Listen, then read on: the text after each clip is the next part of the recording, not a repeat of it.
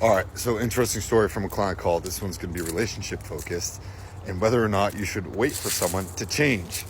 So got off with an awesome brand new client. This was, I think, her second or third session.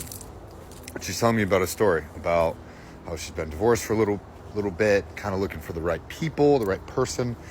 And she thought she was never going to find someone until she did.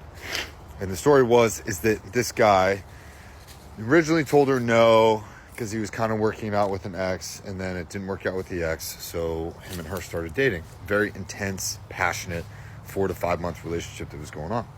Awesome, right? We all kind of deserve that.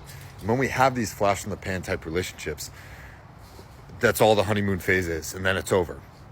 What happens and why this happens is because you meet someone who brings so much life and zest and energy into you and so much enthusiasm. It feels like it's going a million miles an hour, because it is. But it's because that person is running. And whether they're running from something or trying to run towards something, or they've been in survival mode and they're running so fast and so hard, eventually you're going to pull a hamstring, or you're going to fall, or you're going to trip, or you're not going to see something coming, right? You typically want to go for a relationship where, like, yeah, that honeymoon phase is cool and it's fun, but then you can continue to sort of walk and pace yourself with that person for other periods of time, right? If you jump right into a relationship and it's hot and it's heavy and it's fast, number one, just, yeah, cool, enjoy the ride, but understand that you're on a ride, you know what I mean? So eventually the situation came to a screeching halt, because this woman realized that she was actually the other woman. She wasn't the main woman. This guy was still living with his ex and was using her as, a potential partner, right? I don't want to say mistress or anything like that, but no one wants to be the other person in any situation. So her question to me was, what do I do? Because I really like this guy. He had all the potential of being the one. I saw a lot of things that I really liked, and I'm just wondering what to do, because I can't think straight about this situation. And she wanted to know, she was like, should I reach out? Should I tell him that I realized all of this stuff and put 2 and 2 together? And I said, okay, never wait for another person to change after they've hurt you, right? If someone has hurt you, they've lied to you, they've betrayed you, they've shown you who they are. They have the capability of being that person. So why would you ever want to be with them in case they decided to be that person again? You wouldn't, right? You wouldn't tell a friend to do that. You'd be like, okay, cool that you had that, but like, never again.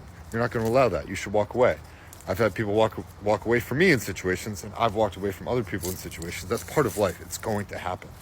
Now, the second thing was, should you feel the need to tell an ex or someone that you've dated that you know they're lying, or you know that they've hurt you, or you know that they've betrayed you?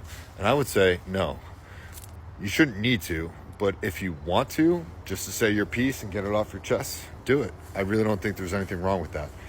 Now, will you be upset? Will you be hurt if they don't respond? Yeah, probably. You probably will. And if you have that expectation of needing a response, or wanting a response, or being hurt that they haven't responded to you, that means you're invested too much right there, right? And you've played yourself. Congratulations. Don't worry, I've done it too. Reached out to an ex, not gotten a response, been super upset with myself for days or even weeks. And then you kind of get older and you're like, it didn't really matter. I don't remember what I said. Clearly I didn't care that much. You're going to grow out of it. So hang in there, understand all the shit's a game. Relationships are just mirrors for yourself in order to grow. Yes, they hurt, but it's not going to break you forever, I promise. And if you do get broken into a million different pieces, what's the worst that could happen, right? Somebody will put you back together, or more importantly, you will put yourself back together.